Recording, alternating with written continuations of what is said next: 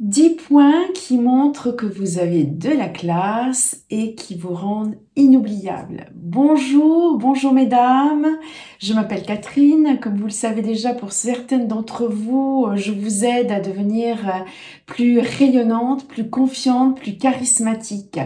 Aujourd'hui, nous allons voir 10 caractéristiques essentielles pour devenir inoubliable.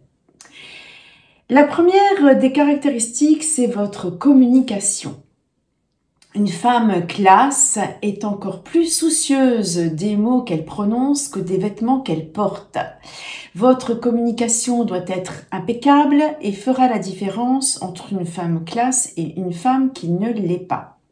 Les gens, en réalité, sont beaucoup plus impactés par votre comportement et votre langage que par votre parfum et vos vêtements.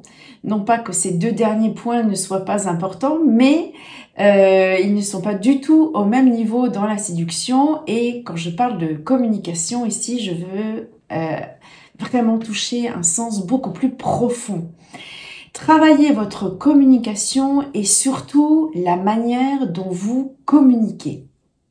Ce doit être évidemment une communication sincère et authentique. La sincérité et l'authenticité comptent beaucoup plus que l'éloquence. L'authenticité vous rend attirante. Évidemment, vous allez communiquer de manière réfléchie et contrôler la manière dont vous dites les choses. Et cela m'amène au deuxième point qui est votre maturité émotionnelle. Savez-vous exprimer vos besoins et savez-vous exprimer vos demandes de manière saine et efficace? Une maturité émotionnelle permet une certaine stabilité et surtout une communication constructive. Évidemment, quand vous rencontrez quelqu'un et que vous êtes avec quelqu'un, ce doit être réciproque. Quand vous, par exemple, si vous exprimez votre frustration et que vous évoquez quelque chose qui éventuellement ne pourrait pas aller, qui pourrait ne pas aller, pardon, avant même que ce soit fait, si l'autre personne tourne cela au drame et que vous assistez à une envolée émotionnelle et qu'elle devient complètement incontrôlable, évidemment, c'est un drapeau rouge pour la relation. Une femme qui est au contrôle de ses émotions fait preuve de classe. Le troisième point que je voulais évoquer, c'est la fierté. La fierté, non pas au sens « je me sens supérieur aux autres », pas du tout. C'est la fierté, c'est dans le sens que vous prenez soin de vous, de votre corps, de vos vêtements, de vos affaires, même de votre appartement, de votre maison.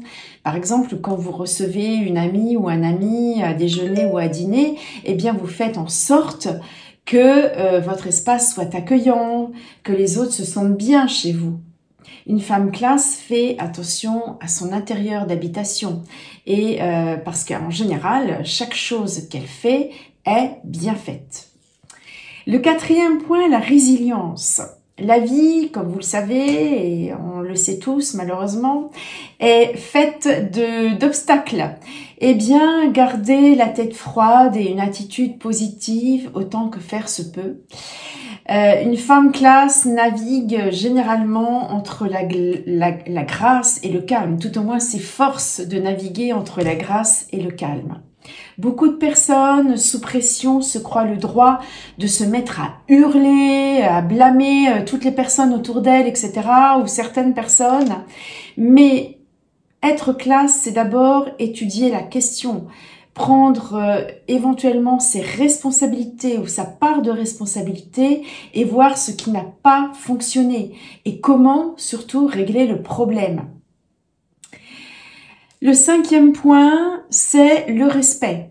Quel respect avez-vous envers les autres? Il n'est pas question évidemment de se comporter comme un moine, mais une femme qui montre du respect envers les autres est une femme qui d'abord montre du respect envers elle-même. Un exemple de respect également, vous allez essayer d'utiliser le prénom et le nom des personnes auxquelles vous vous adressez, vos interlocuteurs. quand on retient le prénom de quelqu'un, c'est une manière de lui afficher une certaine forme de respect, de considération ou d'estime. Si quelqu'un me dit par exemple « Ah, bonjour, comment ça va ?» C'est pas la même chose que quelqu'un qui me dit « Bonjour, comment ça va Catherine ?» C'est pas le même impact. Évidemment, on n'a pas toujours le prénom et le nom des personnes auxquelles on s'adresse, c'est évident, mais on peut aussi utiliser monsieur, madame, mademoiselle, aussi bien à l'oral qu'à l'écrit d'ailleurs, parce que je vais vous dire, moi je suis un petit peu étonnée de voir le nombre d'emails que l'on reçoit, et je ne parle pas des emailing standards, de nombre d'emails que l'on reçoit où souvent, quand bien même votre interlocuteur connaît votre nom, eh bien, il y a simplement bonjour. Voilà, il n'y a pas bonjour madame ou bonjour madame X, etc. Non, c'est de plus en plus fréquent. Je ne sais pas si vous avez remarqué, mais je suis peut-être vieux jeu, mais moi, ça me choque. Enfin, le deuxième point, pour montrer aussi du respect envers quelqu'un lors d'une conversation, c'est, on l'avait déjà évoqué dans d'autres vidéos, c'est le regard.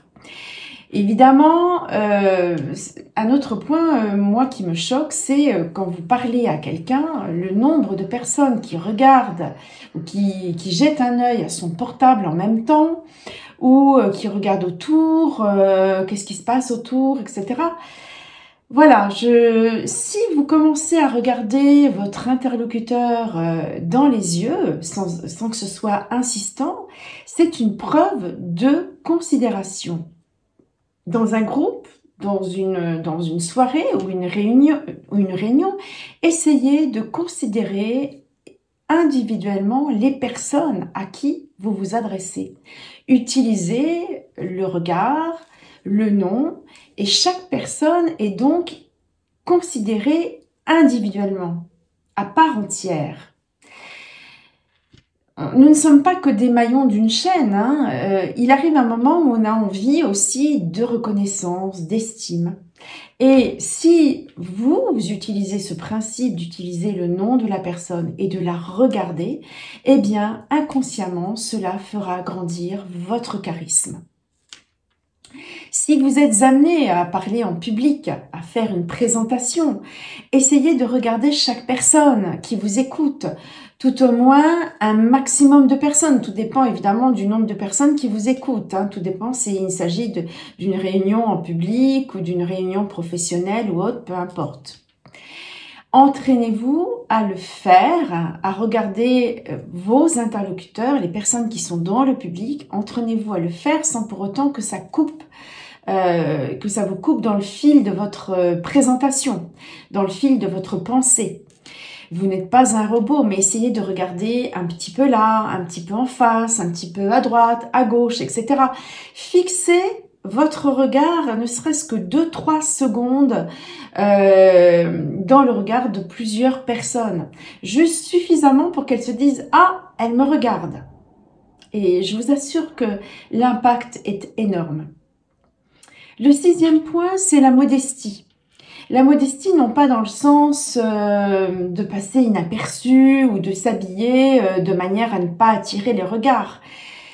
Vous pouvez être la personne la mieux habillée dans la pièce et quand même rester discrète dans vos propos et dans vos comportements. Par exemple, quand vous rencontrez des gens, vous n'êtes pas obligé de déballer toute votre vie. Vous pouvez vous révéler au fur et à mesure que la conversation, que la relation grandit et que vous vous sentez plus proche de l'autre. Le 7e point, c'est la gentillesse. Alors, c'est un petit peu similaire au respect, mais c'est plus profond que cela. Comment les gens se sentent-ils avec vous? Faites-les-vous se sentir valorisés? Laissez-vous une impression positive dans chaque rencontre que vous faites? Comment traitez-vous vos amis? Comment traitez-vous les gens qui travaillent avec vous? Comment traitez-vous les gens qui travaillent pour vous? Pour celles qui en doutent encore, dans les relations intimes, dans les relations hommes-femmes, la gentillesse est l'une des qualités les plus sexy de nos jours pour certains hommes. Les hommes qui voient la gentillesse comme une qualité séduisante chez une femme sont des personnes qui sont gentilles elles-mêmes. Pensez-y. Quand vous êtes gentille et que votre partenaire n'y prête pas attention, qu'il n'en a pas conscience ou pire, qu'il l'utilise pour vous manipuler, là est le danger. Ça veut dire que cette qualité sort complètement de son système de valeurs. 8e point à considérer, le compliment. Complimenter au bon moment et de manière honnête et sincère. Aujourd'hui, avec le nombre de personnes qu'on rencontre au quotidien, chacun n'est qu'une goutte d'eau dans un océan. Pour qu'on se souvienne de vous, il vous faut ce petit truc en plus qui peut prendre la forme d'un compliment. Mais attention, la première règle, il faut que vous le pensiez sincèrement. À moins que vous soyez une menteuse ou une actrice professionnelle, votre interlocuteur va le sentir. Et ça sonne faux. Et là, il va se dire que vous avez des intentions cachées et par conséquent, c'est l'inverse qui se produit. Et c'est juste catastrophique pour la relation. Donc là, vous allez partir à la chasse de ce qui vous plaît chez l'autre. Et dites-le lui. Alors, évidemment, n'en abusez pas. Hein. Ça peut être, il vaut mieux se contenter d'un seul compliment qui soit bien placé. Ce peut être sur un vêtement, un accessoire ou un trait de caractère chez l'autre. Et placez le compliment au bon moment. Ça peut être au début de la conversation ou à la fin de la conversation ou même par surprise pendant la conversation. Parfois, vous savez, créer la surprise, surprendre l'autre, c'est toujours bien. Et ceci m'amène au 9e point. Faites vivre des émotions. Faire vivre des émotions est vraiment quelque chose qui va impacter votre interlocuteur. Vous avez sans doute remarqué que nos souvenirs sont attachés à des émotions. Pour devenir inoubliable, vous devez faire vivre des émotions aux autres, mais évidemment des bonnes émotions. Une personne va se souvenir de vous grâce à ce que vous lui ferez ressentir. Donc si une personne s'est sentie à l'aise, respectée, comprise, son désir d'importance va être comblé et vous allez lui laisser un super souvenir. Le rire également peut faire partie de l'émotion, c'est bien connu, je ne reviendrai pas là-dessus. Vous pouvez être drôle, les petites surprises, les petits cadeaux également peuvent déclencher des émotions.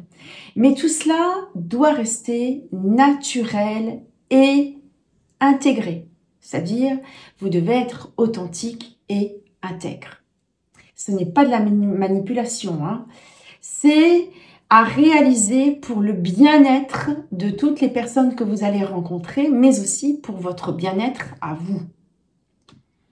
Vous allez renforcer leurs souvenirs et surtout, ils se souviendront de vous, de votre personnalité et de votre rayonnement.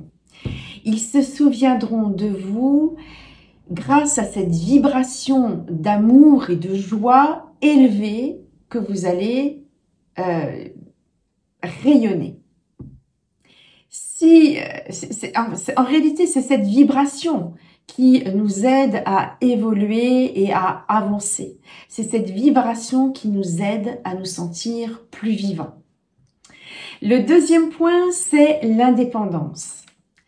Une femme qui ne s'appuie pas sur les autres pour son propre bonheur, pour sa sécurité, est charismatique.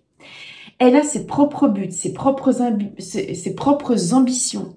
Elle sait qu'elle doit se sentir en sécurité d'abord à l'intérieur d'elle-même. Pour être bien dans vos relations, quelles qu'elles soient professionnelles, familiales, amicales, amoureuses, investissez d'abord en vous-même.